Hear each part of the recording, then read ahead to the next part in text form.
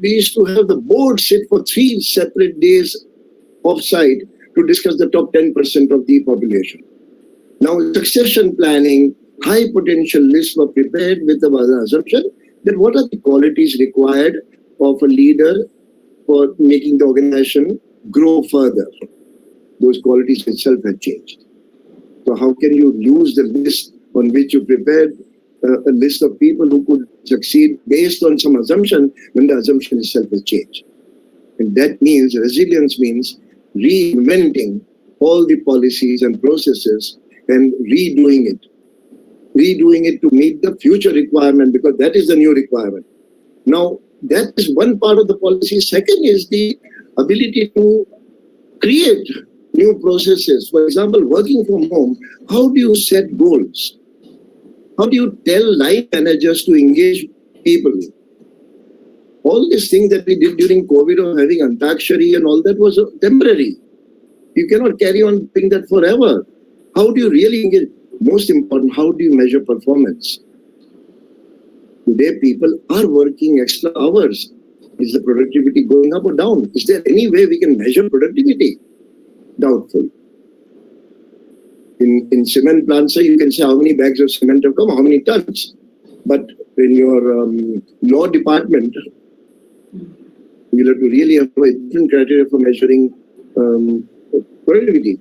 Now, in all these COVID days, we saw one thing, that the empathy level went up.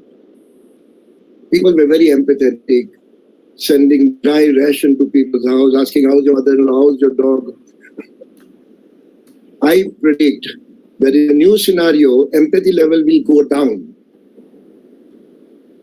especially senior managers, because they'll get a tremendous pressure to revive the business post-COVID, and the pressure will be more for less. And under that circumstances, there'll be tremendous pressure to save cost, earn more. And with that thing, there are a lot of leaders who will come around and say, whatever was required to be done at the right time, we did it. Now let's get on to business, which means some tough decision. I'm not shying away from tough decision, but a union, etc., will have to be looked into. The whole decision about tough decision will have to be taken afresh. The whole organization structure that we have today need boxes. This box will do this work, this box will do this work, this box will report to this box. I predict that the boxes will become very fuzzy. People will do work which is peripheral to their expertise. 2 people might do 3 boxes work. This is not additional work. I'm not talking only volume. It will require reskilling. How do I do half a person's work without knowing how to do it? And that is why fancy calendars that HR has of the annual training program, we'll do this program this year, we'll measure the occupational training center by 87.3% is very good, and 93.2% attended out of invitees. Obsolete. We'll have to get down to the grassroots, find out what is needed for the business, and apply training which is customized. Forget those books and programs that we are so used to and proud of. We'll have to undo all our work. And when I say HR, is also include CEO. And if that has to be done, if the reskilling has to be done, it has to be seen in the context of real measurable reskilling, that it makes an impact on business. The new thing that will come up is gig workers. It was always there, it was called differently. But now gig work, because employment will be in short supply, people with specialized skill will say, let me do 3 employers' work.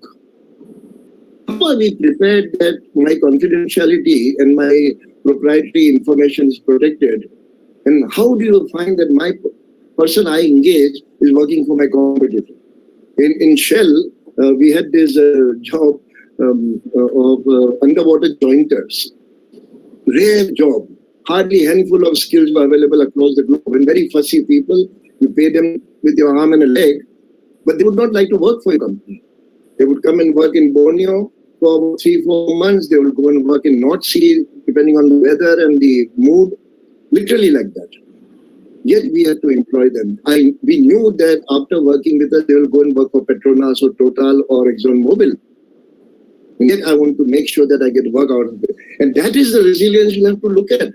Are we able to cope up with the upcoming situation and prepare ourselves in advance? Or when it happens, we'll wake up?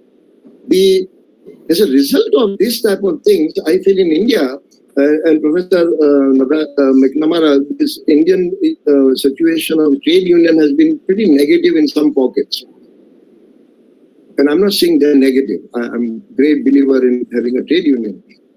The influence of trade union will go down for a simple reason that the employees will go for reskilling to protect their job.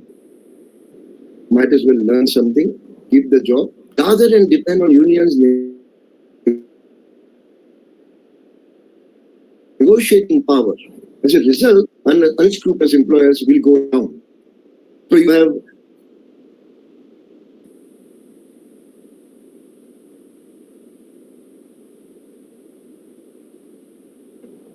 fixed term, you have the unscrupulous employers who have the resilience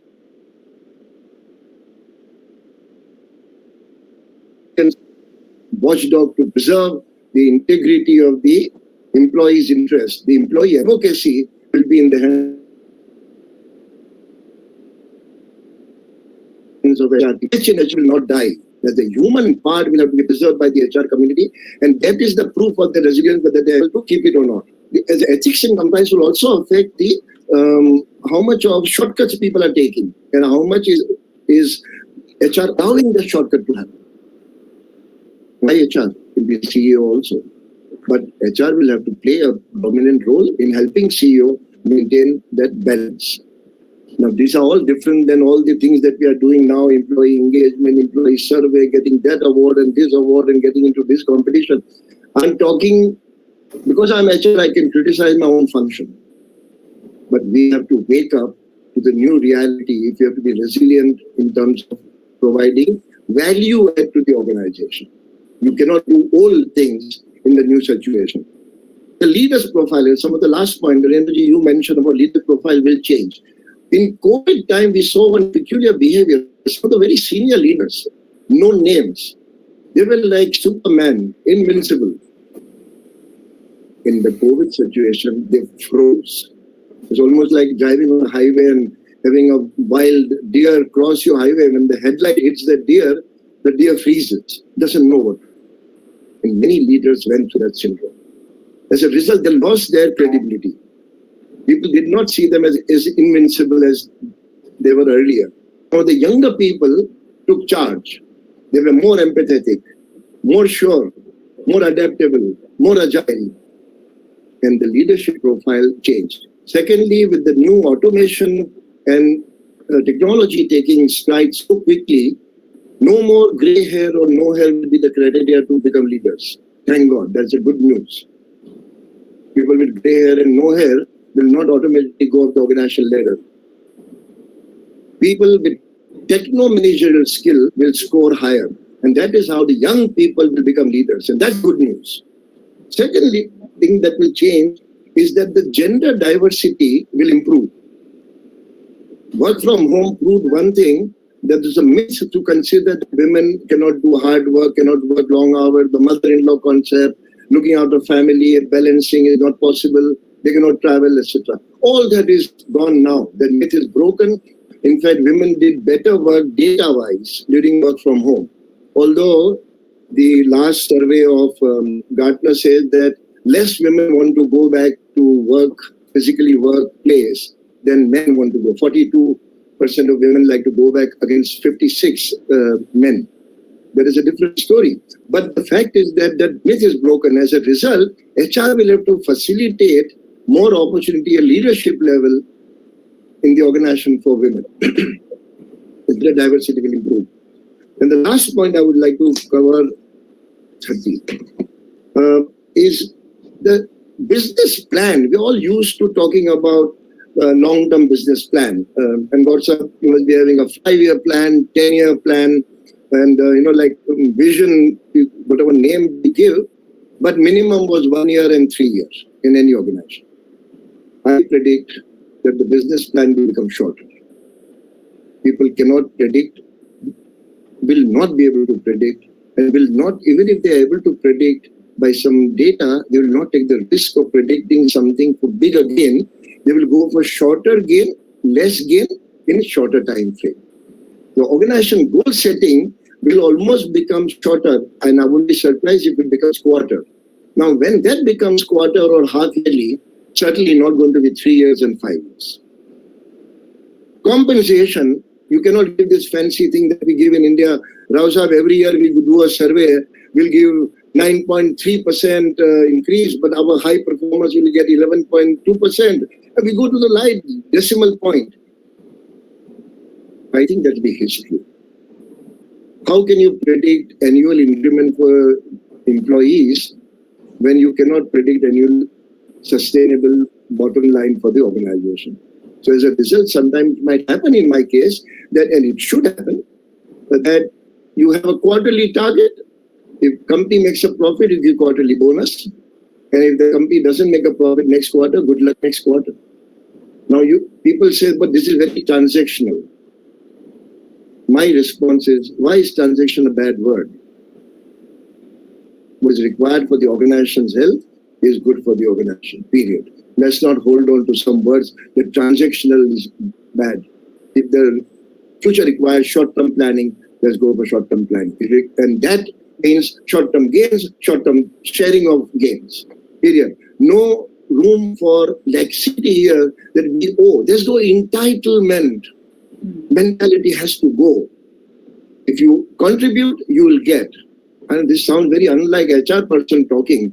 I'm very proud that, having run the business myself, and I consider that we can influence business, we will have to understand that what is good for business is good for everybody. And the last part is that the lot of personal life will change. People managing disruption of work and etc. will have to be looked at from not sympathetic point of view, but from empathetic point of view. And HR will have to become a little more sensitive and become ears and eyes of the company to bring that employee advocacy to the table, that or the decision-making table. We cannot afford to carry on because policy says so. HR people were famous for saying no before the question was asked. The answer is no. What is your question? We'll have to now learn to leave that arrogance behind. Get down to the most important, we have to learn the business. And many HR people understand PAT, profit after tax, profit before tax, CAGR to the last decimal point. But you ask them, what is the business leader losing her sleep over or his sleep over? What is the competition doing? What is the new technology which will outplace? So how many people in automobile industry today anticipated Tesla will come up with 16 moving parts compared to 23,000 plus moving parts in a regular Maruti or a Honda car?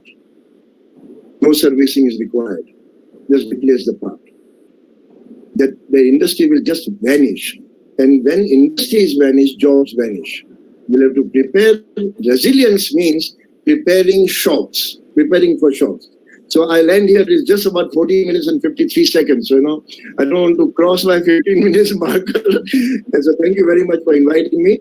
And thank you for the time and attention.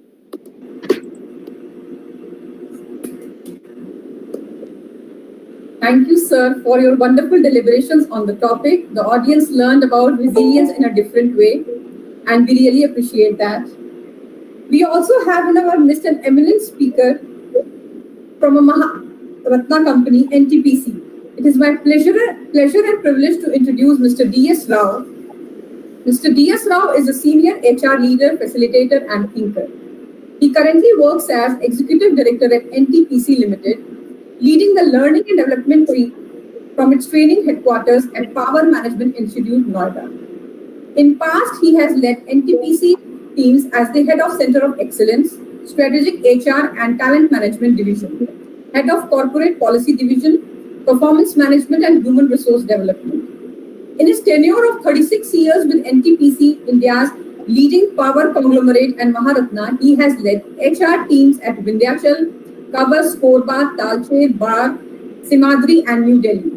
Under his leadership, NTPC Learning and Development has won internationally acclaimed laurels like ATD Best Awards 2019 and 2020, Brandon Hall Group Award 2019 for Best Use of Blended Learning category, the Dun and Bradstreet Infra Award 2019, BML Munjal Award 2019 and 2020, and Indian Society for Training and Development Award, consequently for 2017, 2018, and 2019 for Best Innovative Practices.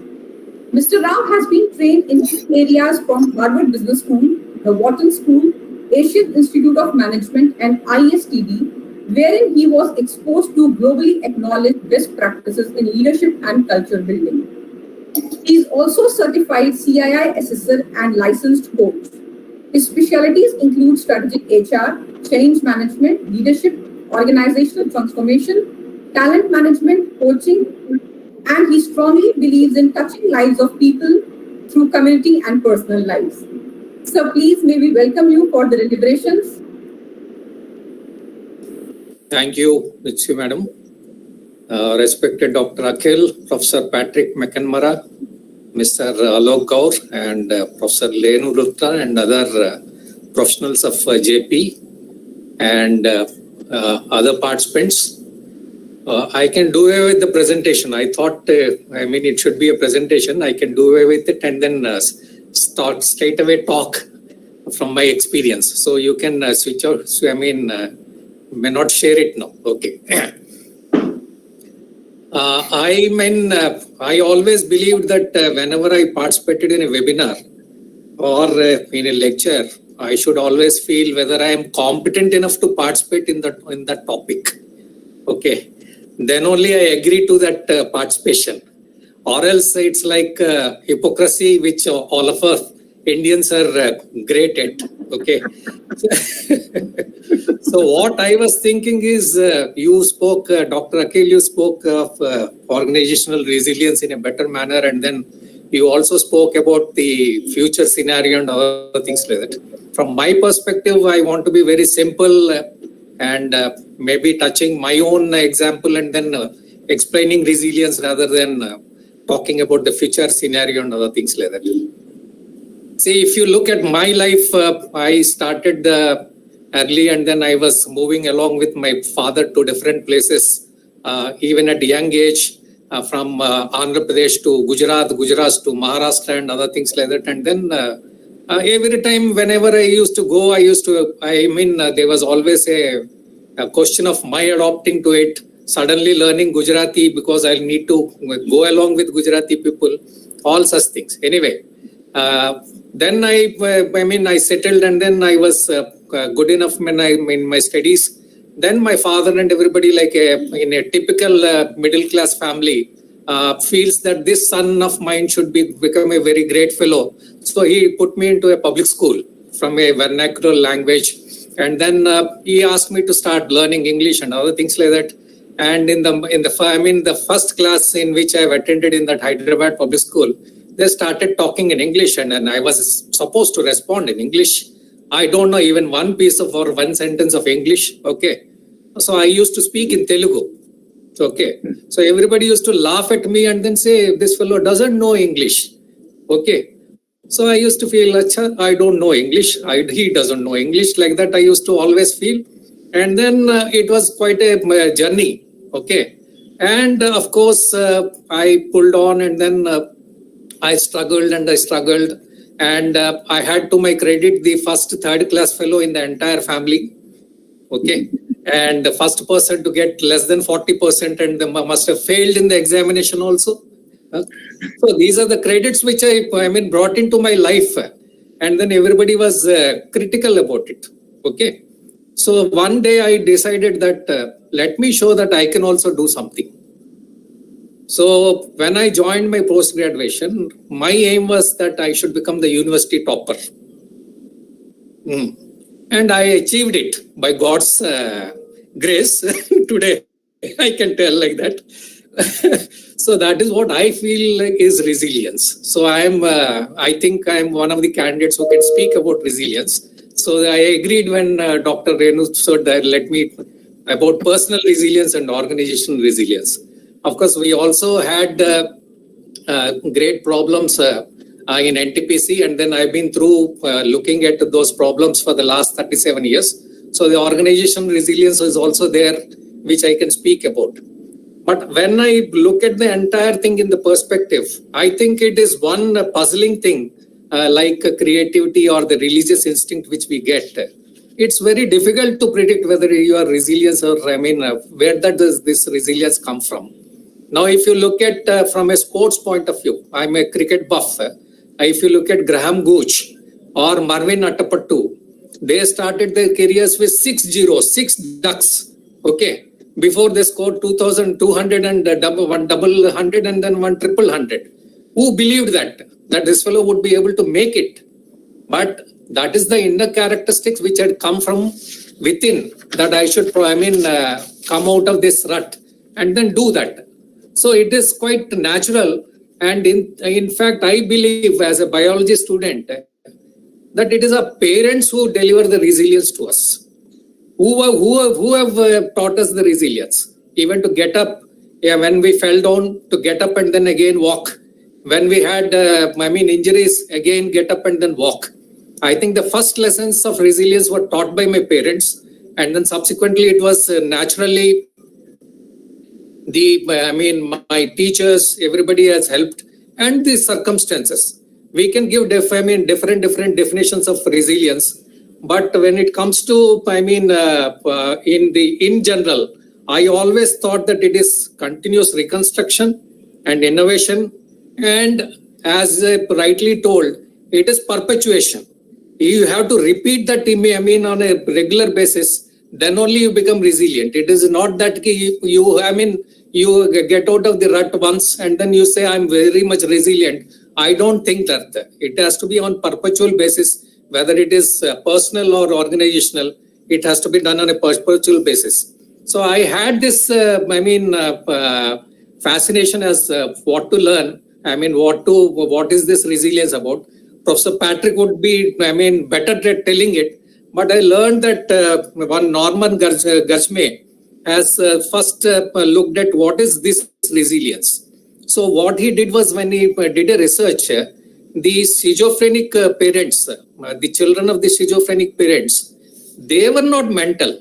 They did not have any problems. They were, almost normal. So he thought, how can that be? When the parents were not normal and it is abnormal, how can the children be normal? Okay. So there became the research, and then it started. And then we talked about the resilience during the Holocaust and other things, which we have read it and seen it in movies.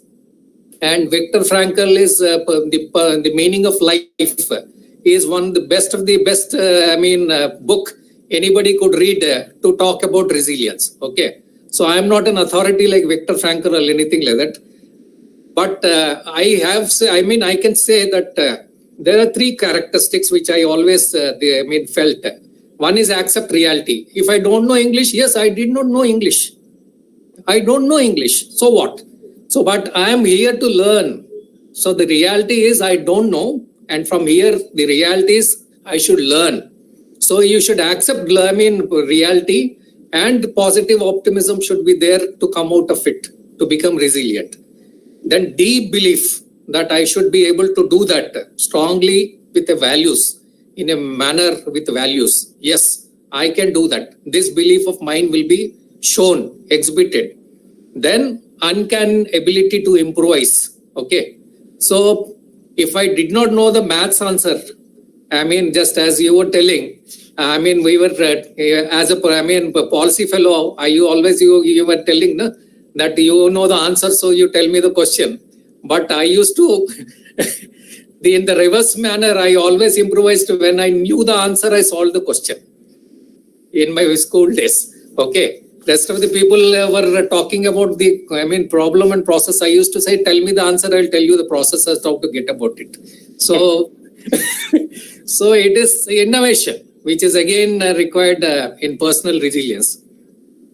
And again, as I said, we have to have a meaning, in such of a meaning. For me to become a topper and believe, show to the world that the others are wrong. That even an average fellow, if he puts in hard work, he can go up and then he can, perish even in the harshest of the circumstances. Okay. Who is Dr. You must have heard about Arunima Sinha. in our Indian, she's amputee who first, Mount Vince and in 2013. And then we also have Deepa Malik, the paraplegic who has won the Olympic, silver medal in 2016. So that belief that nothing deters me is something which is very much required in personal resilience, and that would always help. And there's one term called brocolize or brocolize, whatever it is. It is to innovate. In fact, the entire thing is innovation, which is relevant to that situation. If you're able to do that, I think you will always become resilient. And I always felt whether you can born resilient or what. No, it is not. It can be taught. The resilience can be taught. Just like the organizations are being taught by the consultants as how to become resilient. Okay. So it can be taught even at a personal level on a ABCD model. It's called ABCD model by Albert Ellis. It says, C, emotional consequences stem not directly from adversity, but from own belief about the adversity. So if you are able to see my belief about the adversity, naturally the emotional consequences will be different. And it can be dispelled when you have unrealistic belief about the adversity. So it can be taught. Resilience can be taught. Overnight resilient or anything like that.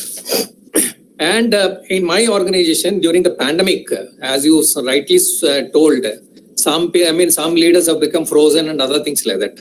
But in NTPC, at least when we saw that the resilience has characteristics and when to apply it is also there. In routine, it is not so much required. Okay. But some has to be, thumb of the rule is when we are in a crisis, when there is uncertainty, then the rule should be, the thumb rule is simplify the decision making. So what we did in NTPC was, whenever pandemic was there, the entire empowerment was made to the unit head. You decide who will come to work, who doesn't have to come to work, how many people have to come to work, whether they have to be vaccinated or not, whether it has to be imported or not. We don't have anything to say. You are empowered. You need to take it and then do that. It is like when you are climbing Mount Everest, the person who is at the top, if he says, let my team leader tell me what is,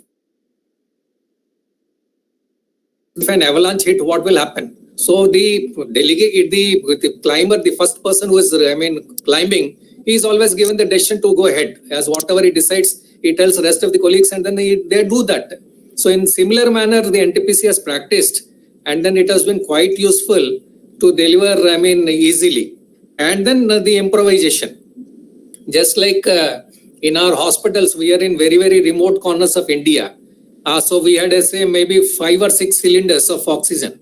So, but we need to ensure that people survive. So the same cylinder was used for 2 people, and ensure that there is no infection. So these improvisations are very much necessary. And resilience is that where this improvisation takes place, and then only we can become to face the situation. So if you look at, again, as a biology student, when we want to catch the cab, we run and we do it automatically. Okay, our heartbeat reads, races automatically. And then if I have to speak, my adrenaline will increase. Okay, and then if some snake is coming, my reflexes will be there. So these are autonomic systems which are built within the man to make him resilient. But how about an organization? If it is an organization, these autonomic systems are not there. These autonomic systems will only be built if you have to perpetually, try, train and do that. One beautiful example is Morgan and Stanley had this offices in the 23rd floor in the World Trade Center. And then one of the colonel was teaching them how to manage the crisis. If a crisis happens, what happens. Just like you told Dr. Aquil, scenario planning. So he was doing, if a crisis happens, how would you react?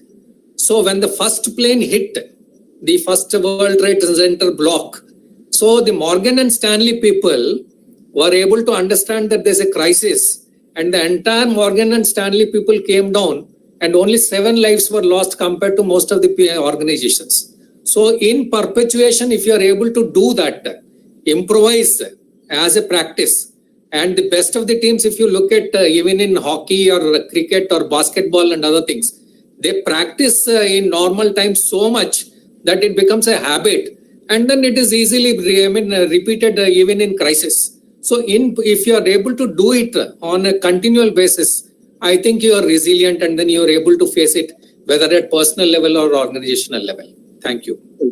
Well said. Very well said, sir. Thank you. Correct, sir. Excellent. Thank you for your valuable and incisive views, sir. I particularly like your observation on building organizational resilience, and resilience should be done on perpetual basis. Thank you.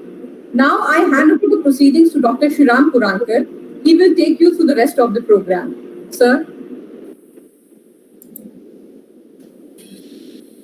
Very good evening to all present here. Thank you, Dr. Mitushi. I, Dr. Shri Anil Purankar, am honored to welcome a dear friend of the JBS JIIT fraternity who has had a long association with our university. Professor Patrick, we're really glad to have you with us. I know it's early morning in Nebraska, so a very good morning to you. I'll just briefly introduce Professor Patrick McNamara. Professor Dr. Patrick McNamara has worked with universities, corporations, governments, NGOs, and foundations for over 30 years.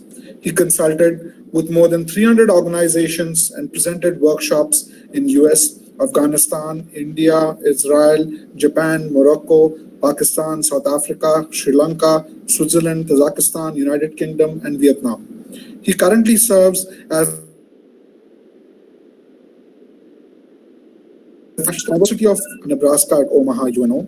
Dr. McNamara teaches conflict resolution, social entrepreneurship, and sustainable development. He trains government, community, corporate, and non-profit leaders in negotiation and conflict management. Professor Patrick, I promised to keep your bio short so that we basically could, hear more from you. Professor Patrick, please. Thank you, Shri. What a pleasure to be with all of you today, this distinguished panel. Thank you, Renu, ma'am. I'm glad to be here, and I only wish that I was there in person. I've spent 10 years now teaching social entrepreneurship at Jaypee Business School. Every summer before COVID, I used to come and spend the summers in India.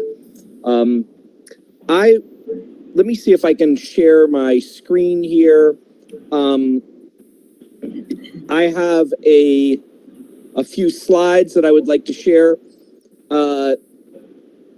and I will be addressing the broad picture.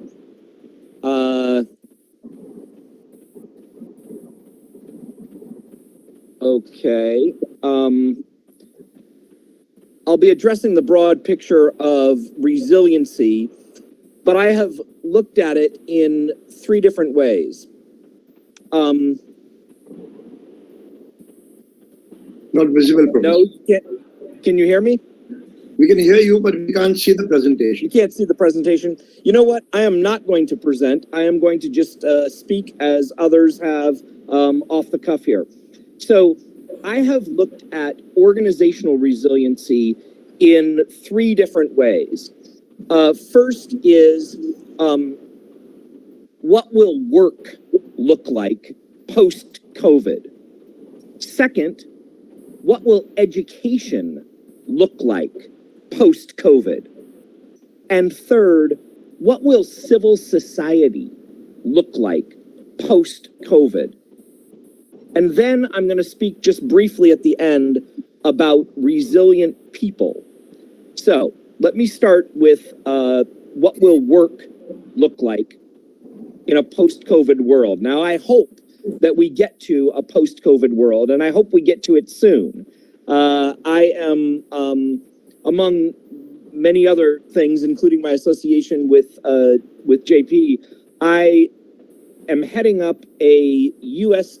Department of State project, onboarding new employees and such. We are going to at least partially go back to a in-person environment. However, technology and flexibility will be built into the future. Dr. Aquil, you spoke about women, younger workers, sort of the diversity of the talent that makes up the work world, and how many of them are rethinking going back to the office, rethinking work. I think your observations about the gig economy were good. Quoting from the McKinsey report, a well-planned return to offices can use this moment to reinvent their role and to create better experiences for our talent, improve collaboration and productivity, and reduce costs. Yes, thinking creatively, as Mr. Rao said, really thinking about that innovation, that ability to think through the different scenarios and come up with the right solution. Now I'm going to my second point. What will education look like in a post-COVID world? This is the space in which I am working and living and thinking a lot about. Among others, I'm drawing from some research by a group called EduCause. They've written a report, Reimagining Higher Education, the Post-COVID Classroom. So one change will be that hybrid approaches to learning will be much more prevalent. These sometimes called high flex ways that are still student-centered, but looking at multiple avenues, multiple modalities for learning. As each of us knows from our own experience, our personal learning style may be very different from another person who's literally sitting next to us in the classroom. But in the old classroom, the professor would treat all the students as if they were one and the same. Now, I think we have a challenge to think more flexibly. What does a innovative approach to education look like? It's not going to be teachers just posting lectures online, but actually rethinking engaged pedagogy.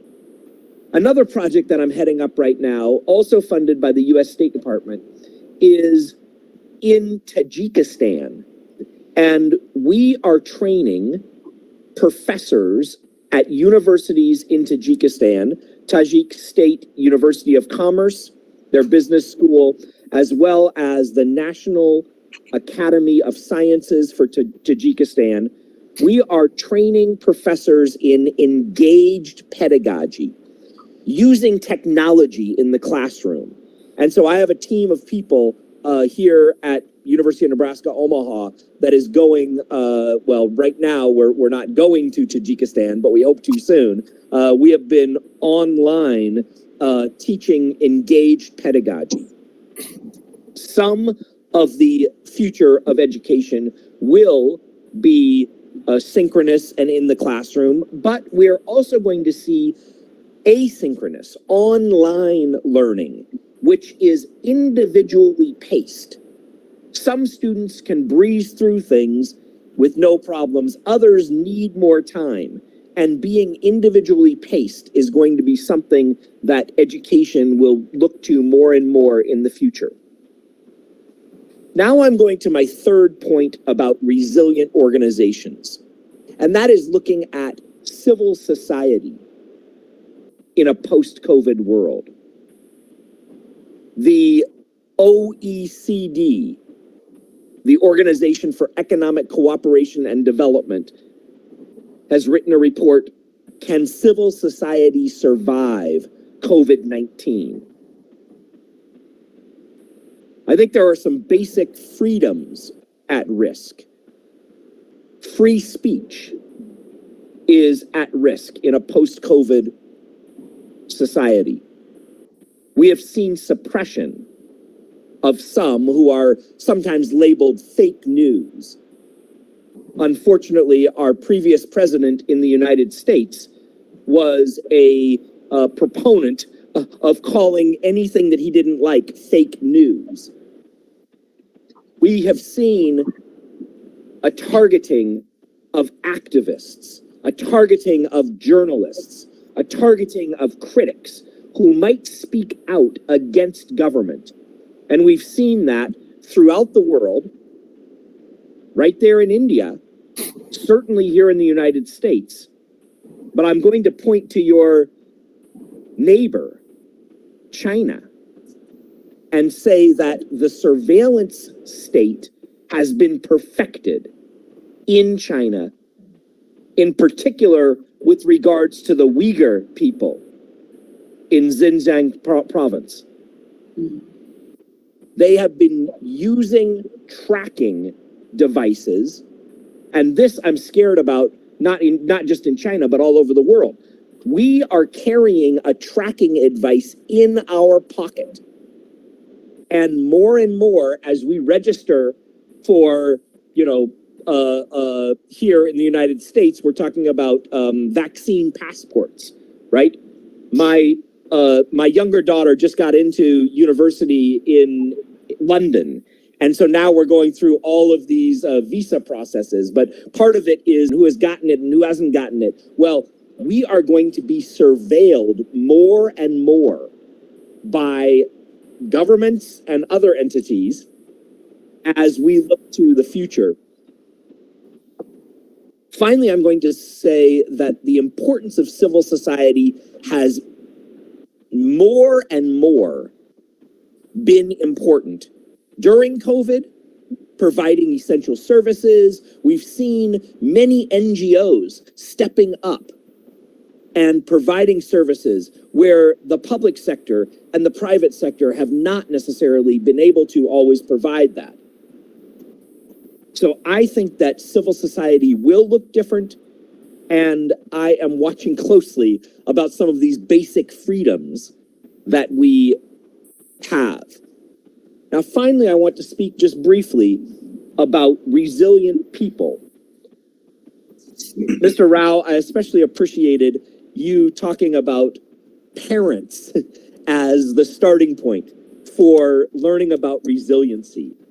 I myself have two daughters, now 20 years old and 18 years old, and I've been thinking a lot about that resiliency. Have we done well for our daughters in teaching resiliency?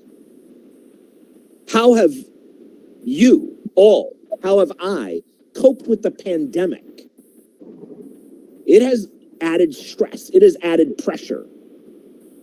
As a professor, I also see so many challenges that my students and my colleagues have gone through, whether it is literally loss of life in the family. I have had students who have had COVID, some who have, had parents die from COVID, grandparents die from COVID. That is incredibly emotional, difficult. Have I created the space and the grace for those students? Have I reached out a little extra to make sure that their suffering isn't creating such a deer in the headlights sort of an experience where they freeze? Am I doing all that I can to take care of myself? And that, I think, is where I want to end. Self-care is probably the number one thing that we can do, because you can't help anyone else. I don't care if you're a businessman, a professor, an administrator, whatever it is you do, unless you take care of yourself. you cannot do anything for others. So self-care has got to be number one. I would ask the provocative question, what is your personal peace practice? What do you do in your moments of quiet to nurture peace in times of turmoil? I'm thinking about my time on the Jaypee campus there in Noida. There's a beautiful temple that I would wake up, I would take my morning walk, and then I would go and I would meditate in the temple. Literally light a candle and just be at peace, meditating in the morning, starting my day in that way, got me in the mindset where I was then ready to go forth and teach the JBS students and interact with the JBS faculty and have the kinds of experiences that I was meant to have. Nurturing your personal peace practice is probably one of the most important things you can do in these tumultuous times. I will end there and look forward to more conversation after our presentations. Thank you all. Well said.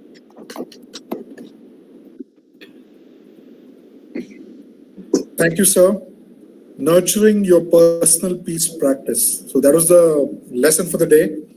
That was indeed a very interesting and exciting session. Thank you, Professor Patrick, for bringing in various dimensions of resilience and an international perspective.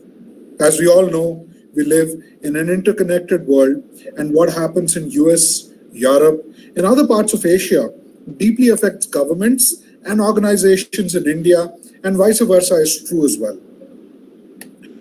So now moving on, we are ready and refreshed for our last speaker of the day, Mr. Alok Gaur. I would like to formally welcome our guest speaker, Mr. Alok Gaur. And before we begin, let me share a brief profile of the speaker. Alok Gaur is presently serving as Executive Director in Jaypee Group and is an alumni of IIT Roorkee.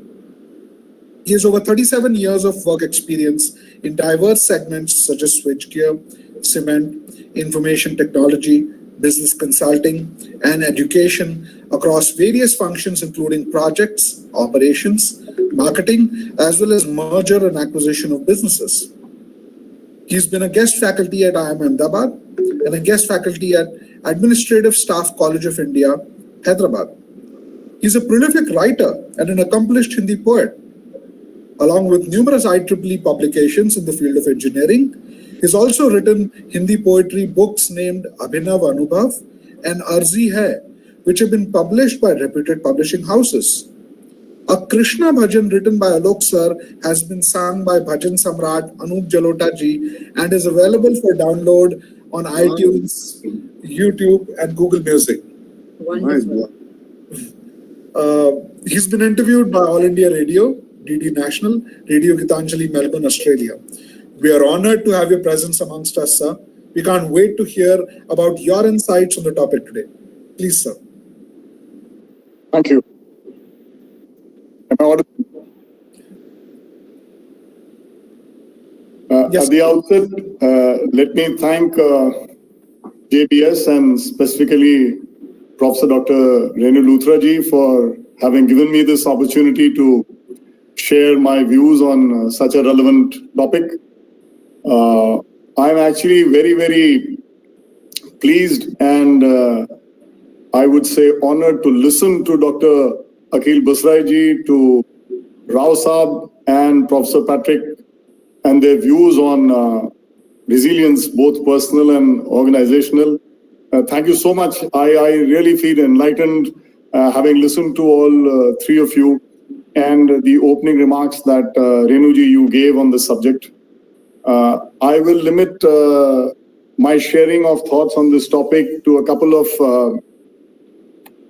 pointers that I reflected upon after I was invited by Renu ji to speak on this topic. And since the entire perspective has so lucidly been shared by eminent speakers before me. Let me put it this way, that life itself has been uncertain always.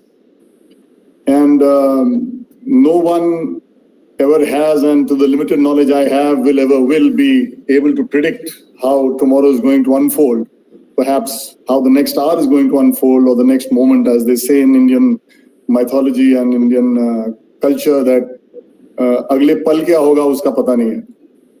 So, like in life, I'm sure business also has always been uncertain. If it was not so, then all the spreadsheets and the PowerPoint presentations that are made would have turned into reality, and there would not have been this leap of faith that people have to take to call themselves entrepreneurs or business persons. So everything logical, everything rational, there is an end of the envelope beyond which you still have a cliff and you have to take a leap of faith and say, okay, I'll go ahead. So there was these uncertainties both in life and in business always. I think what COVID-19 did, they just made them bring to the fore. And as I speak, I think the outcome of whatever efforts we put in at an individual level or as an organizational level, when the outcome is as per plan, invariably most of us, if not all of us, tell ourselves that we planned well, we executed well, and therefore it ended well. The question actually arises when it does not go as per plan.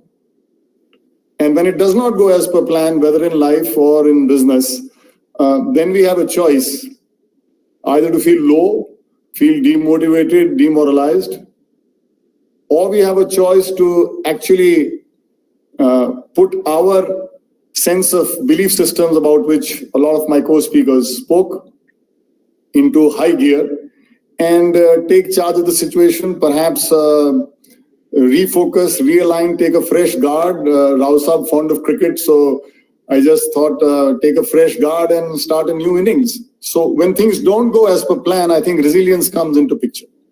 When things go as per plan, I think resilience is somewhere out there, perhaps a word in the dictionary which people can find a meaning of.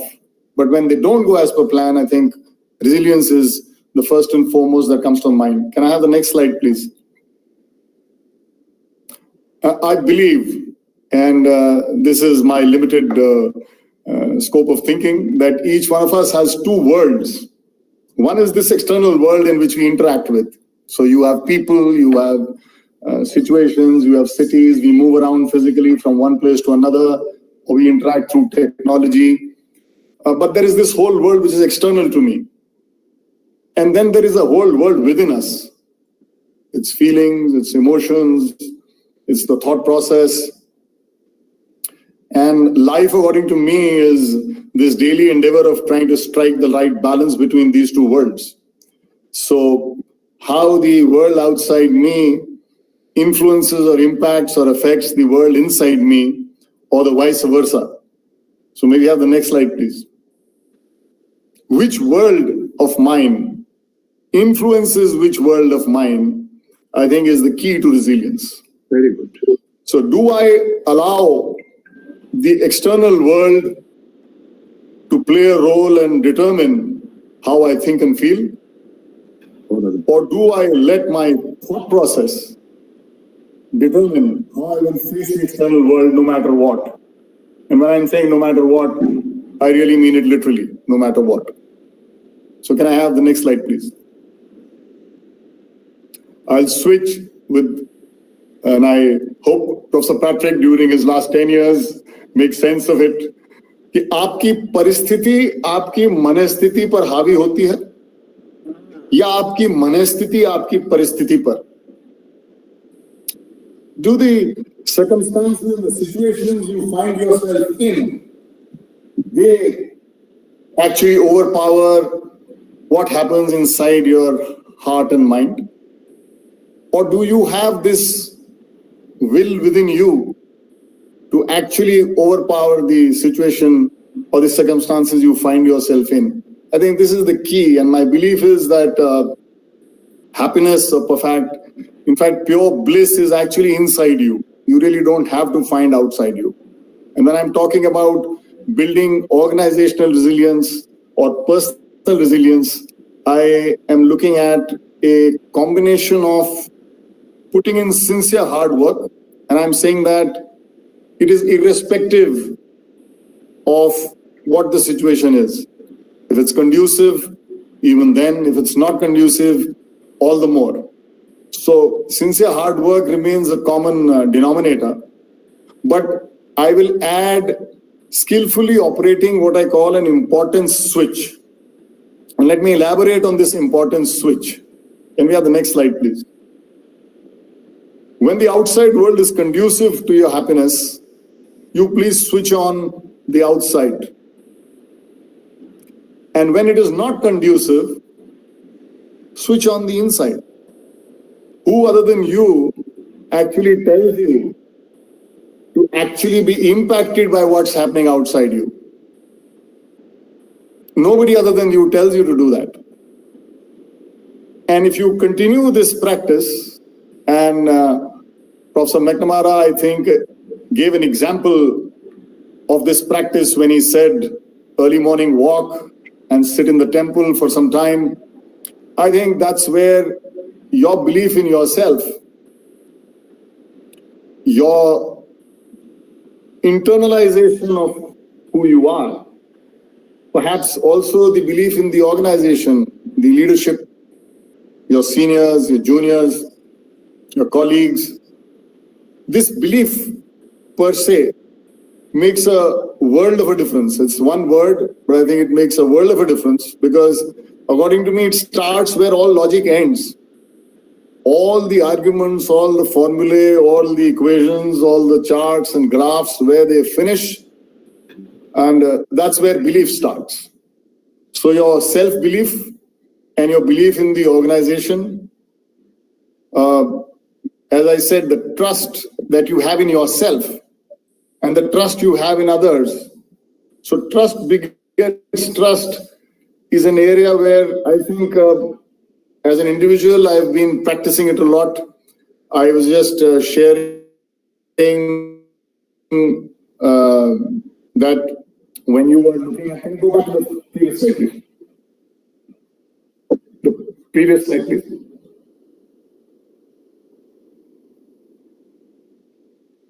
Nitushji, or somebody is operating the slides. Can we go back to the previous slide, please? Yeah. So I was just talking about trust begetting trust. We're discussing with Dr. Aquil about my own traveling close to about 3 weeks even during this pandemic. And one of the reasons was that we have manufacturing plants, we manufacture cement, we manufacture fertilizer, and we have marketing setups which are in urban, semi-urban, rural areas. And unless you are there with the team when it counts most, how do you expect people to actually just listen to you on a phone call or respond on an email or a WhatsApp message? So take all the permissions that are needed from the government authorities who have to give you those permissions, wear the mask, put the sanitizer on. If the flights are not operating, take a car and drive down. If it means even 18 hours of drive, please drive that and be there with them. So if you trust them, you trust yourself, I think it begets trust. You start looking at situations where people feel that yes, we are actually there where we want to be. Can we have the next slide, please? There are many ways to building resilience, and I have followed this two-pronged approach, found it very useful. And mind you, this is not a knowledge issue. There's nothing new that I'm going to say. I feel it's a skill, it's a practice. The more you practice, the more resilient you become. And if you don't practice, then that knowledge is actually as good as in a book.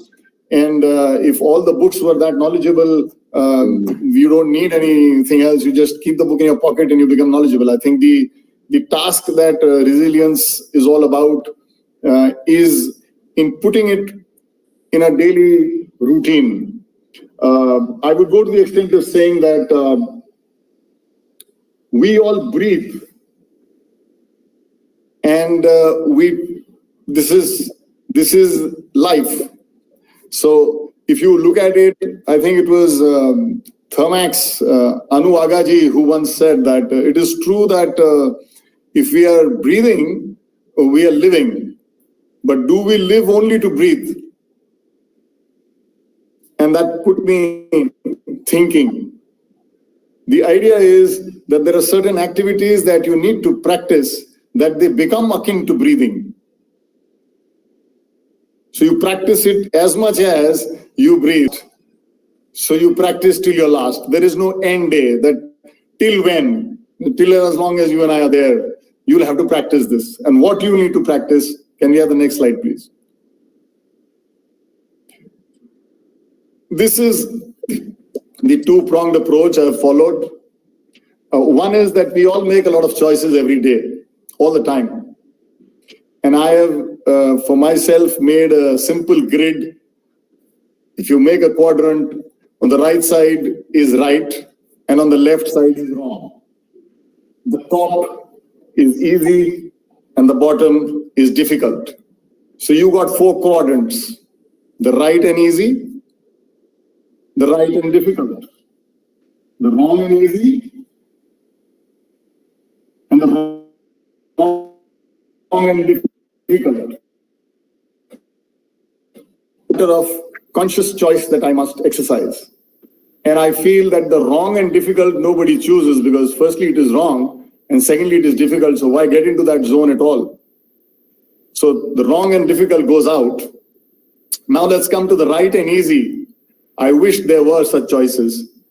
I am now close to 59. I have found very few in life which are right and easy. So whether it's personal life, personal choice, business areas, organizational setups, the right and easy box is a very small, minuscule box. So now we're left with 2, the right and difficult and the wrong and easy. And my simple thought has always been choose right over easy, and it will definitely be difficult. So that is the quadrant that needs to be exercised every day, all the time, like breathing. And the second is, with what backdrop do I exercise that choice? I need to be very positive all the time. I need to be polite, irrespective of how people behave with me. And I need to be truthful because I need to sleep well. So if I am woken up in the middle of the sleep and somebody asks me, what did you say then? I shouldn't be thinking what I would have said, because I would have told what has actually happened. So there's nothing which comes to your mind other than the truth. And we all are used to presentations like the one I'm using, the .ppt presentation. And I thought being positive, polite, and truthful is a good reminder of the .ppt extension of that file. So if you practice the choice of right every day, all the time, and if you are following .ppt, I think you're building in a lot of resilience as an individual, which according to me is the building block for an organization. Beautiful. Thank you. Beautiful. Thank you. I think we can close the presentation and we open for questions and perhaps any thoughts that other panelists may have. Thank you so much. PT. Thank you. Yes, always be positive, polite, and truthful. Great message for the day, sir. Thank you, Alok, sir, for sharing your wonderful thoughts and a philosophical take on resilience. We learned about numerous dimensions and examples of personal and organizational resilience. With that, we come to the most exciting part of the session, which is the question and answers. I will request the audience to place the questions in the chat box along with the name of the panelist whom they are directing the questions towards. This will, sort of help us manage the flow of the Q&A well. Dr. Mitushi, please. Yes, so Dr. Can we have some questions? Yes, ma'am, you're saying something? Dr. Busrai has something to say. He's raised his I hand. Yes, sir. I have a question for Professor McNamara. So you mentioned that free speech of press will be at risk because of post-COVID. Very profound statement. Can you elaborate on how and why? Yes. I think that this goes back to, in some ways, the surveillance state and the way in which technology is being used by everybody now. We are right now on a platform being recorded, and who knows how that lives beyond our moment in time now. I think that there are ways that free speech is being suppressed, whether that is sometimes in very direct and literal ways. I think of democracy protesters in Taiwan and the way in which the Chinese mainland has controlled that, whether it's Hong Kong, Taiwan, some of these what used to be other countries. And I also think that there is self-suppression of free speech. I'm thinking now about journalists who are covering controversial issues, and maybe they self-censor because they know that if they go out on a limb and criticize the government or the business elite or some other powerful entity, they are going to have hell to pay. Now, if that is a bold and courageous journalist, maybe they go ahead and print that article. Maybe they go ahead and give that commentary.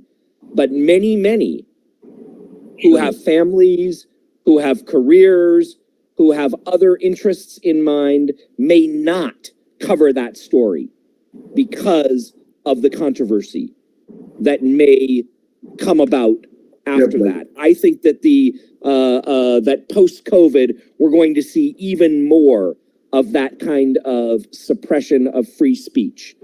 I hope that answers your question, Dr. Aquil. Thank you. I see the connection, sir. Thank you.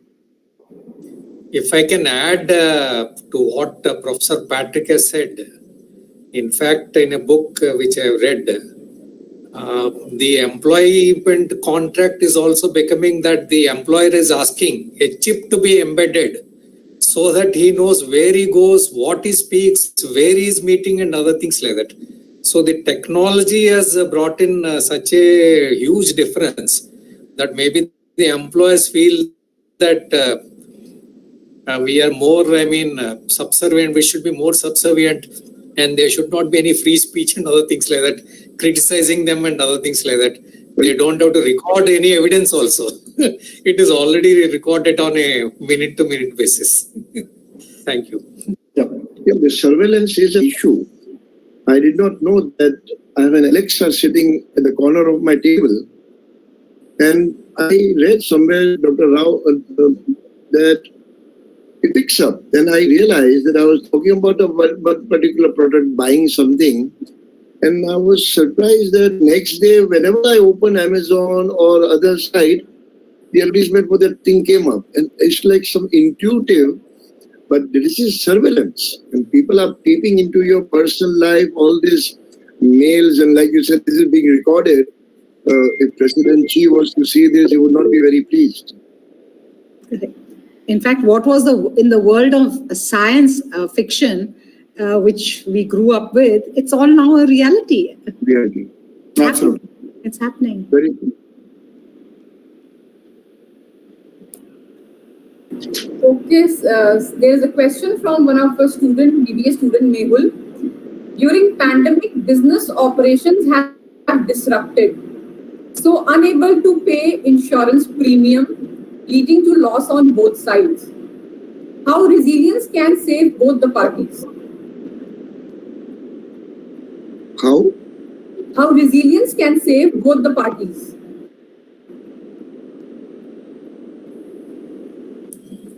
Now, I mean, the practice has been that the entirety, the business is also looking at taking in installments also, the premium and other things. If it is not paid in one stroke, so they are encouraging it to be paid as an installment. Maybe even the insurance people will ask us to be paid through EMIs. So we don't have to worry. This is again an innovation.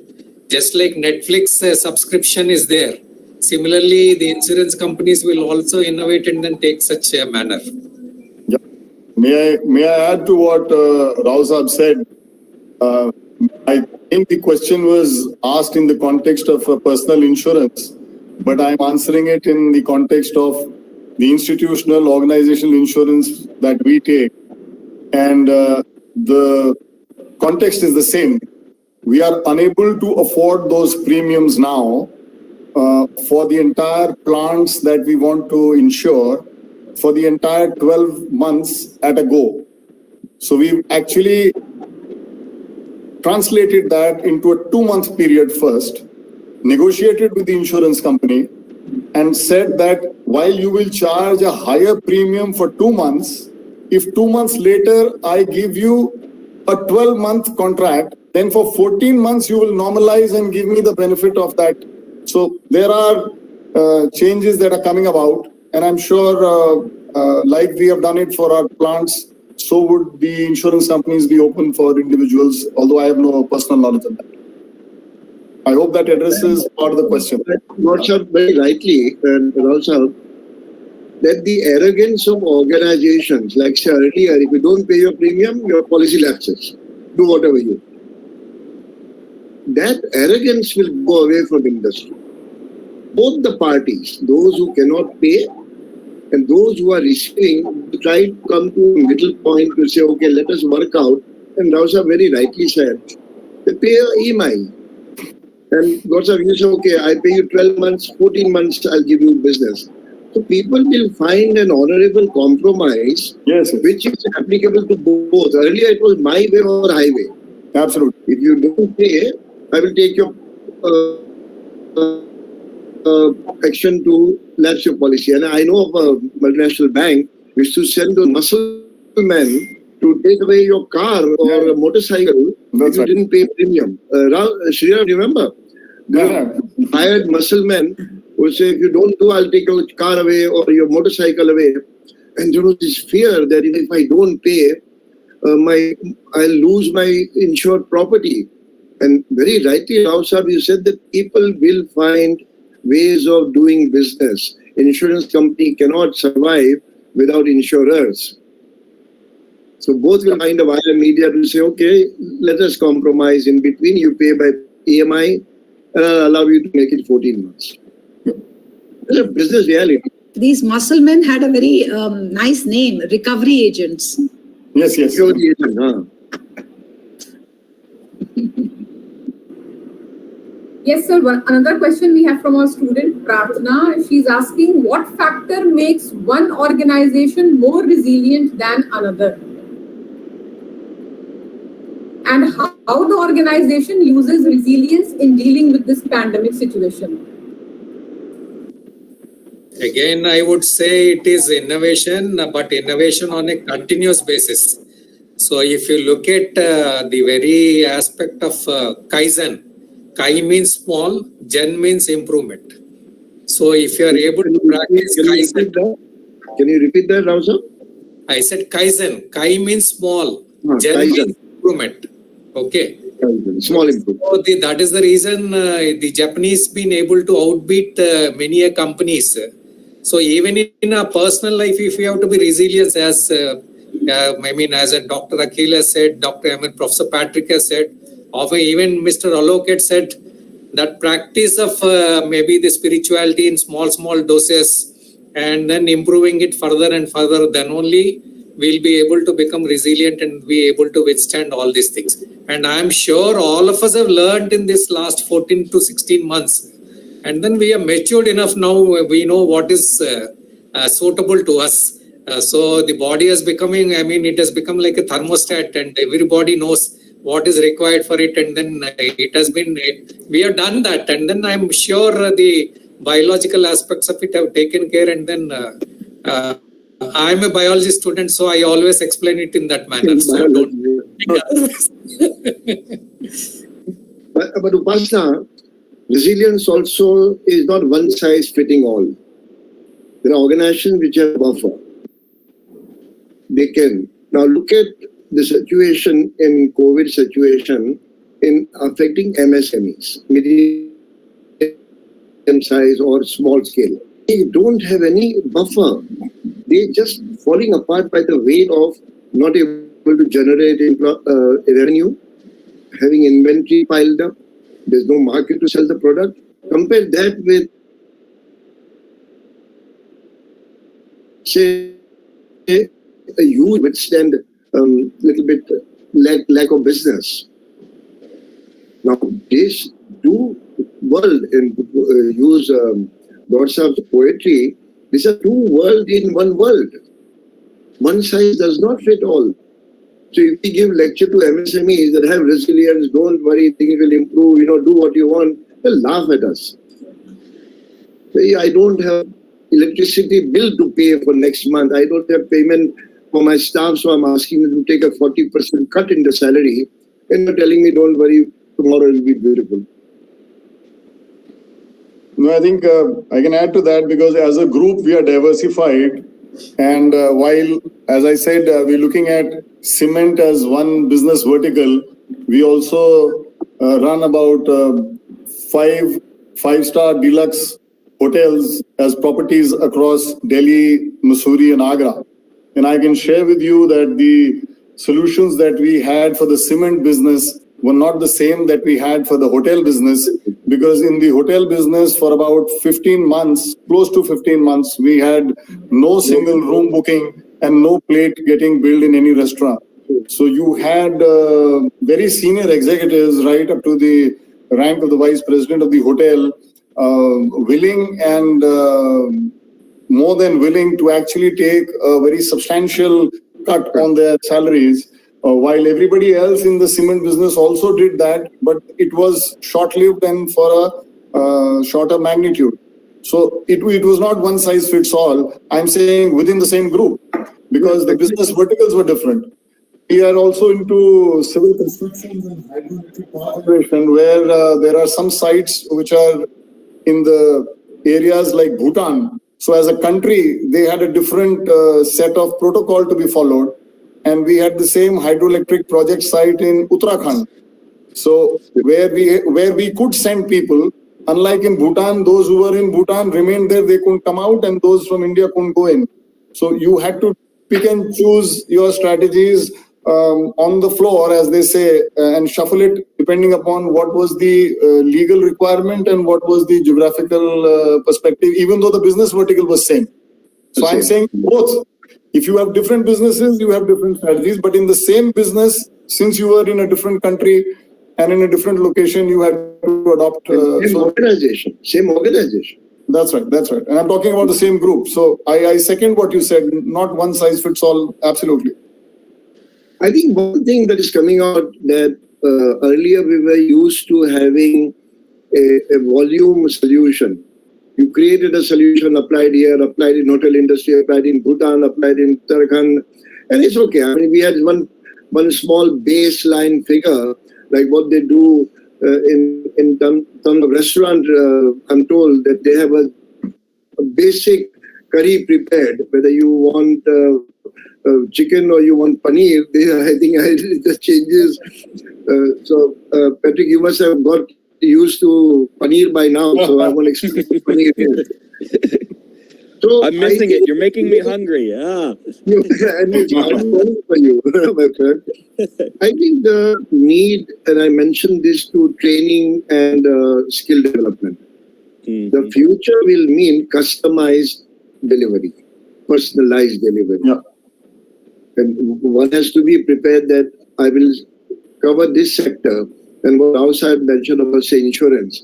If you had a motorcycle insured for a college student and you apply the rule that no, you cannot default, I'll take your motorcycle away, you cannot apply that to Jaypee Group and Gaur Sahab. You dare as a company go to Gaur Sahib and say, I'll lapse your policy. He has enough power, he has enough size, he has enough clout to actually put you in deep trouble as an insurance company. So insurance company, I'm just taking example, how customization will happen. You will get what you deserve. True. You will get what you deserve.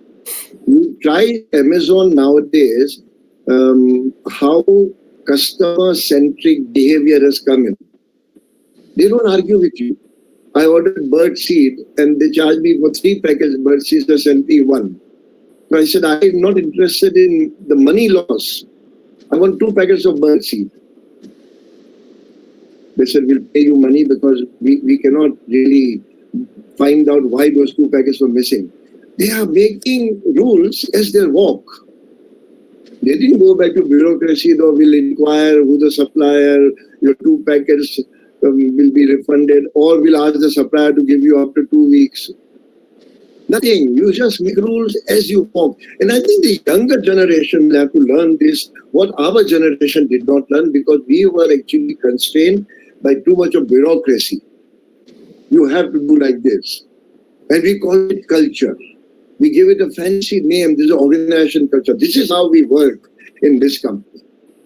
Now, if you have ingenuity, if you have improvisation, leave it at home. When you come here, become a robot, become a clone. Your generation is so fortunate. And if at all I wanted to be young, was that the knowledge that you get today and the ability to exercise freedom, we missed that. We missed that for different reasons. We were not weak.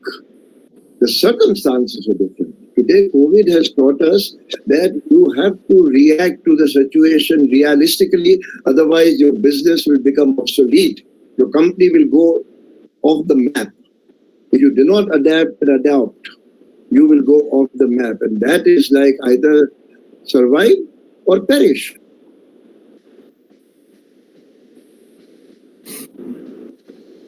One student is asking to Professor Patrick, how can we protect free speech in future? How can we protect free speech in future? I'm going to answer this in 2 ways, one top down and one bottom up. With regards to top down, I think we need government, laws, regulations, and practices that allow, don't just allow, but in fact encourage free speech. Even when we don't agree with what might be said, still, a law that allows people to say it is a top-down solution. Now, bottom up. I think we need courageous people who still speak truth to power.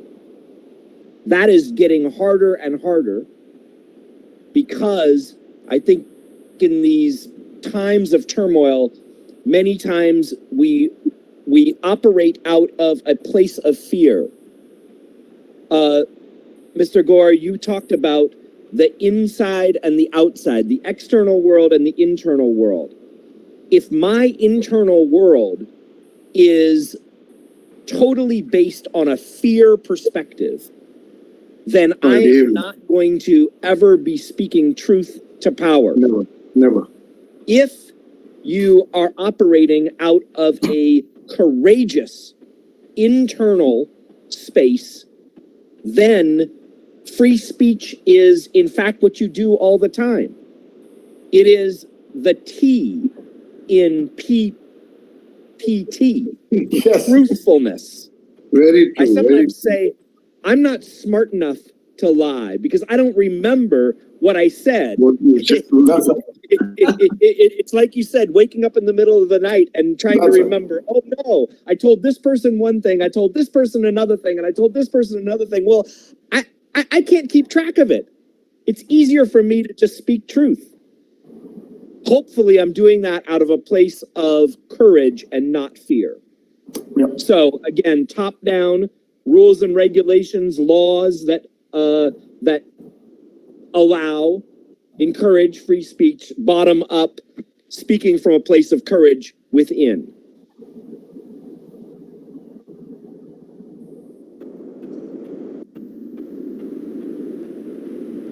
Okay, one very interesting question from one of our students. As we know, when there comes a crisis, it brings up a new opportunity. How the COVID pandemic is helping in building resilience in the organization and bring out the best of its employees.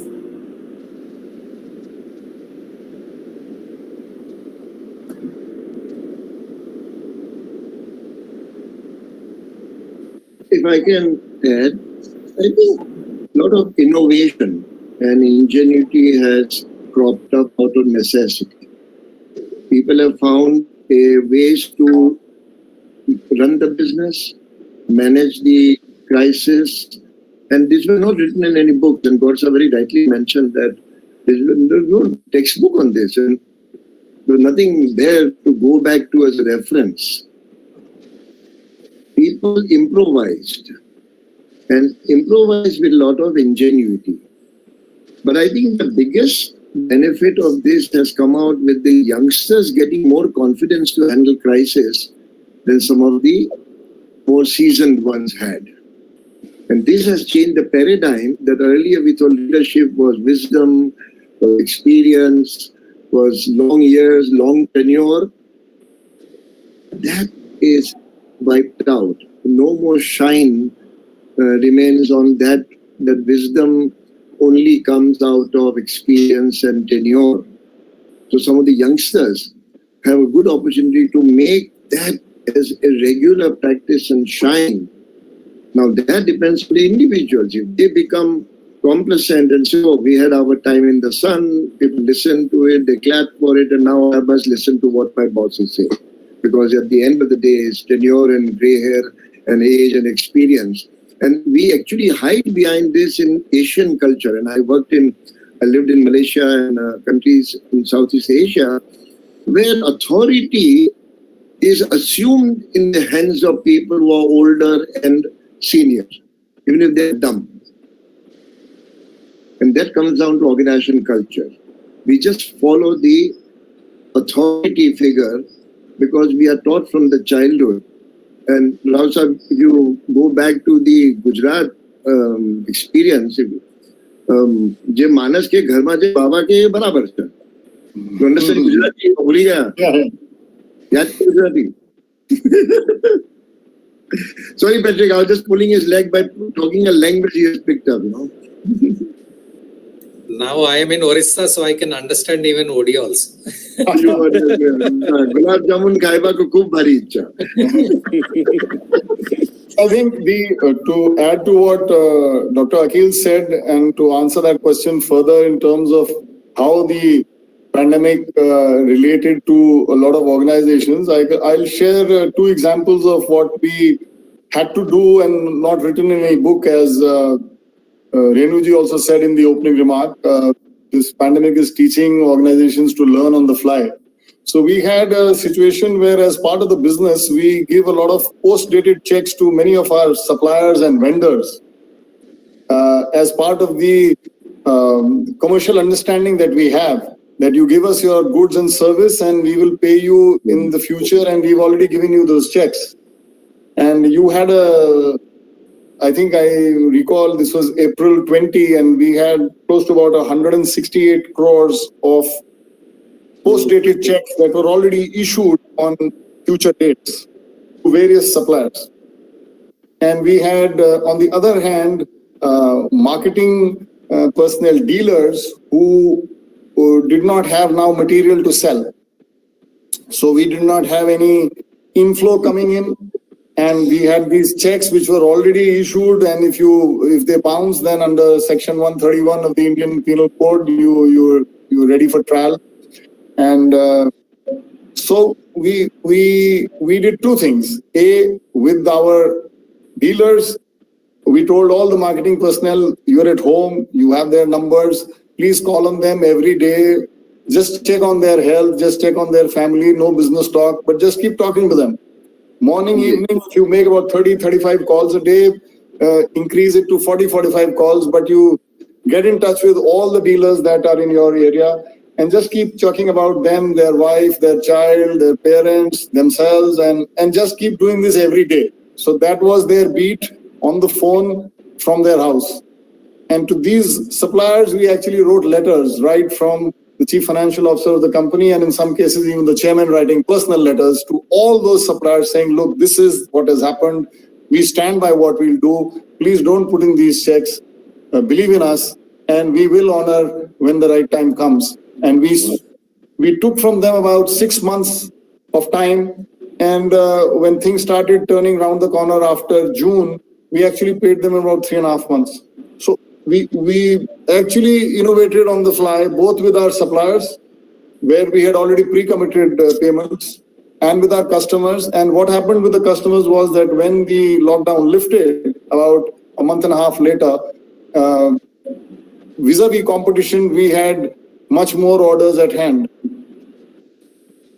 from the same dealers. April to June, they did not present the check. All those people. They did not. It's They asked us when I'm saying the trust and the belief was actually translated into reality. And when I spoke, I just spoke out of experience. Stronger. By that doing, the relationship has become more stronger. That's right. By telling chairman and a CFO writing and them honoring that, okay, we believe you, we will present the check. It's a good example of a very positive relationship developing in a business scenario.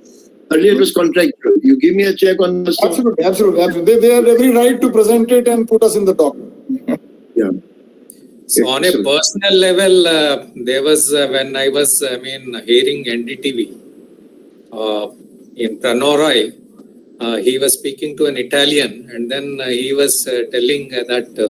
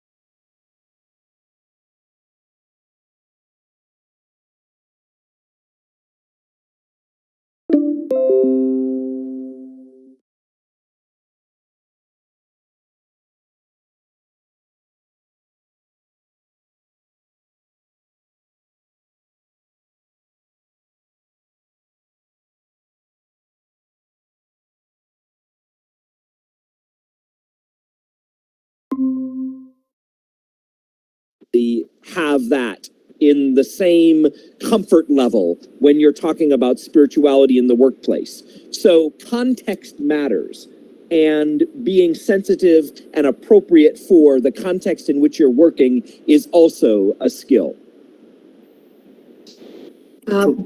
Would you like to take some more questions, or I think it's been quite long? It's been Last question you can take, ma'am, something on ethics. Student is asking, I don't know. Can ethics be a part of resilience, and will ethics followed by majority or all or individually be a deciding factor to lead to resilience? Yeah, Mr. Yes. I think it's certainly a part of resilience, and ethics, according to me, stem from what I need to do as right, irrespective of whether others will do it or not. At 2 in the night, if I'm driving my car and there's a red light, do I stop? You stop. Good point. If I stop because I feel like stopping and I should stop. And I don't have to look left or right and see whether there's a cop nearby and should I stop. So I think I need to be true to myself first. You are on solid foundation. If you are not, you can take the steps.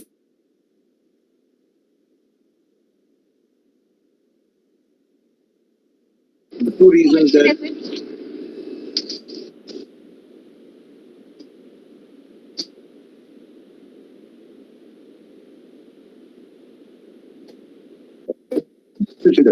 and no compromise. Ethics is not correct. And I like your example. I saw somebody watching. You cannot not any people.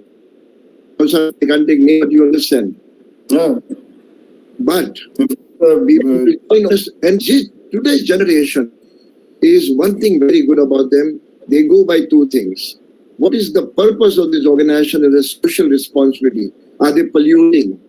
This, our employees volunteer to go and work in Penang. Besides the big check that the shell can draw out, drawing check is very easy. But going and doing some work yourself, and when we give the opportunity to young people to go and work in Penang, the employee satisfaction level also went up. That is the right company to work and build careers. I mean, NTPC is a typical example in India, Professor McNamara. The attrition, I mean, today's news is Infosys has hit an attrition of 13.9%, and when they were only 6%. And NTPC has 1.2% attrition, unless it's gone down further. 1.2. I had called Agarwal. Agarwal was your head of HR when KK was there at that time. So I had called him to IBM to speak to us. How do you manage an attrition of 1.2% when we pay double than you? We were pretty arrogant in IBM to say we are paying double than you. We have an international name. We are operating in 165 countries. And we are suffering a 13% attrition. And you get away with blue murder at 1.2. And the answer was very simple. People believe in values in this company. They belong to the company. And that happens because you are ethical, you are upfront, you are caring, and you are exactly what PPT is all about. I mean, today I learned a very good thing. Positive. Yeah, and this is a big polite and truthful. You're truthful. If you can't do it, take a view. I'll just add, I had an opportunity to meet our earlier president, Abdul Kalamji, in the Rashtrapati Bhavan once. And on ethics, I had one line I remember, he said, if integrity is there, nothing else matters. And if integrity is not there, nothing else matters. Very well said. I will add to it. Yeah. Anyway, the attrition rate has now become below 1. It is 0.8. Wow. Amazing. Amazing. That is In terms of it's a case study that in times like this, when everything is topsy-turvy, they were already very good at 1.2 and they bring it down below 1. The industry could learn, very many of us who work in multinational should actually go down on our knees and learn some of the best practices of these companies which have been not talked about much in India. correct. In fact, I will tell you that, there's a beautiful thing by which we can explain. When we come to work, we bring two things. One is skills, the other is the values. Okay. Value. So, why ethics is important? If you look at the computer hacker, he has great skills than anybody else, No value. but no values. So he would always like people. So that is your value. So if that is your ethic, which you bring it to the organization, I think you're done destruction in the organization. So if you are able to bring values like truthfulness, like empathy, accountability, as Mr. Alok, I think the organization will always prosper, and that is how. If you look at Osama bin Laden, He thrived in that caves, and then even the best of the censors of United States could not locate him because he was very skillful. But his values, what? If people die, he used to feel happy. Not talking, I'm talking just to exemplify. So, values and ethics are very, very important for an organization. Correct. I think it's a really high note to conclude because I've taken so much. Before we close, I have a request. We cannot let Gaur go without reciting one of his poetry. Oh, his bhajan. I think that's an amazing thing. Yes, yes. Professor McNamara, do you agree with that? So, Gaur, one request to you: you must recite one of your bhajan or poetry, sir. You know, your book of poetry is in the library, and I have it in my office also. I saw it, and I saw your name, and I said, "Let me just take it." I was actually not prepared for it, but if you have requested, I feel honored. Your favorite.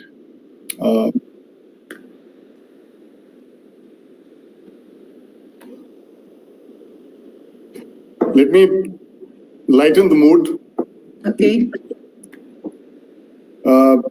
We all need, as we said, a lot of peace and happiness in our lives. So this is about smiling.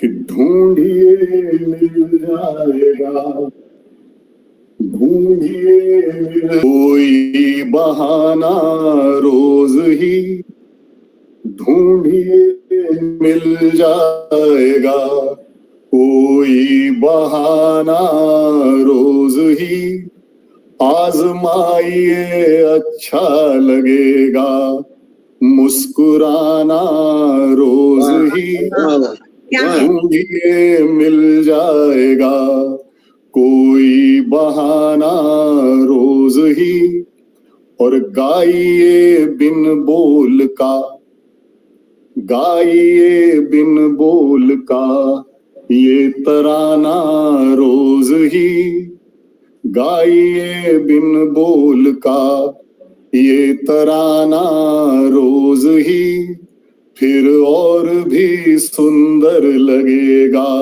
ये जमाना रोज ही, गाइए बिन बोल का। और आखिरी है कि मत भूलिए गालों को ये कसरत कराना रोज ही, मत भूलिए गालों को ये कसरत कराना रोज ही, स्वस्थ भी खुश भी रहेगा दिल दीवाना रोज ही, ढूंढिए मिल जाएगा कोई बहाना रोज ही, आजमाइए अच्छा लगेगा मुस्कुराना रोज ही। Thank you. Thank you. Beautiful. Professor, what you said was very briefly, he mentioned that don't lose an opportunity to smile each day. And if you smile, then your heart sings and you give muscles of your cheek the opportunity to make both inside happy and outside happy. Yeah. So just the whole word. Such a beautiful बहुत ही बढ़िया. Find a reason to find, and you will find a reason to smile every day. I think that's a beautiful message. Find a reason to smile. You know, I'm not a poet, but my mantra is happiness doesn't come to you. You just go out and get it. And find happiness in whatever. You know, in small little things. It won't happen. Don't wait. Just create it. Whether it's just sitting and watching a movie makes you happy, doing something for another person makes you happy, just do it and you'll be happy. In my case, I have this smiling face. It's a congenital disorder. My entire family is like that. But at the end of it, it sends the right signals to the brain that, okay, the lady is happy. Thank you. Thank you. I mean, I think it was an amazing session. I really have no words to thank you all. Shriram will definitely do the honors with the vote of thanks. Shriram, mute all. Yes, ma'am. Yes, ma'am. I'll just... Wow. On behalf of JBS and JIIT, I take this opportunity to extend a vote of thanks to all the eminent speakers who have graced this occasion and really made this program an enlightening one. The discussion brought so many differing thoughts about how organizations who are beset with challenges due to a variety of factors, pandemic being one of them, are learning the importance of personal and organizational resilience. We've understood that resilience is not just the need of the hour, but the order of the day. Aquil sir, Rao sir, Professor Patrick, Alok sir, we thank you for inspiring our audience with talks filled with numerous and relatable examples. The panel discussion will certainly propel us to become better professionals in the future. I would like to thank our Pro-Chancellor, Professor S.C. Saxena ji, Vice-Chancellor, Professor Y.R. Sood ji, for always encouraging us for such initiatives. I acknowledge with gratitude the support provided by Professor Renu Luthra ma'am, who conceptualized the entire program and guided and motivated us to execute the program flawlessly. Her visionary leadership has constantly pushed us to do better. I thank my faculty colleagues, alumni, participants from the corporate world for their wholehearted participation and support for making this event successful. Last but not the least, thank you, my dear students, for patiently listening and asking wonderful questions to make this entire event a memorable one. On behalf of Jaypee Business School, we promise you that in coming time too, we will keep on organizing such events with more innovative ideas to nourish your mind and fill you with more knowledge. Have a wonderful evening ahead. Thank you. Thank you, Shri. Dr. Busrai. Busrai, you had spoken about, MSMEs, that if you do a training program for MSMEs and if you say kind of things, all will be well, go on doing it, won't work. I'm so glad you said this, because at the end of this month, we are doing a training program for MSMEs. Archana, I think about 20 MSME owners and etc.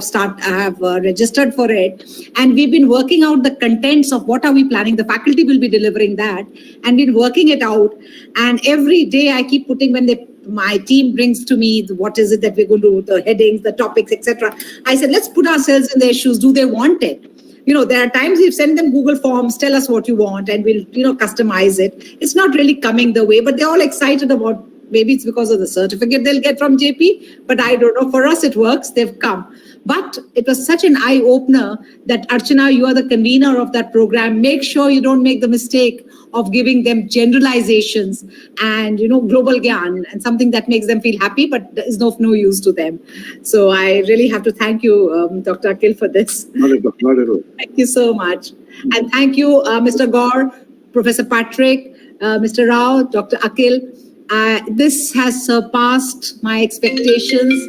You've been so generous with your time. And I think I have the who's who in terms of intelligentsia here. And so humble, all four of you, such great achievers, so humble that each one of us is very much richer today by what we take away. I request you to give me the privilege of having a longer association with you. It sounds a little selfish, but I would love it if you would allow us the privilege in future too. Thank you. Thank you so much. Thank you very much. Thank you. Let's get in touch, Gaur sir. And Rao sir will get in touch. Then if you can give us a connection to Professor Patrick as well as Rao sir. I'll be writing a mail to you. I'll write, of course, the thanking mail. All four of you. I'll prepare a group mail. I'll prepare. Shri Ram, Mithushi. Thank you very much, everybody. Thank you very much. Thank you, Professor Patrick. Have your breakfast now. Yes, right. Thank you. I hope you managed your coffee. Rao sir, today is KK Sinha's book launch at 6:30. Yeah, I know, sir. I know that. Yes, sir. Bahurupia. Are you attending the book launch? No, I don't think I will be able to, because I have another engagement. Yeah. But today is launching the book at 6:30. Yes, sir. KK Sinha from Jindal? No. Yeah, Jindal also, but before that he was in NTPC. NTPC, okay. He was our director HR before he moved to Reliance and Jindal. Okay, and now he's with He went to Reliance also? Yeah, he went to Reliance also. From NTPC? From NTPC, he left for Reliance and then subsequently moved. How long was he with Reliance? I think he was there only for, a very short stint, maybe 1 or 2 years, then not more than that. With Jindal, he was there for, I think, 3-4 years. Yeah. Now he's with Tech for last 6 years. Yes. Let's keep in touch. We'll get Yes, sir, definitely. I'll connect Thank all of you. Thank you. Yes, Bye-bye. ma'am. Thanks a lot. Thank you. So thank you, everyone, all of you, my students, my faculty, Shriram, Mitushi, very well handled. Lot of lessons they've raised. Both of them have raised the bar so high for the other programs that we will be conducting. So God bless you. Tomorrow we draft a beautiful thank you letter for all of them, and they wanted to be connected with each other. So let's do it. So Mitushi.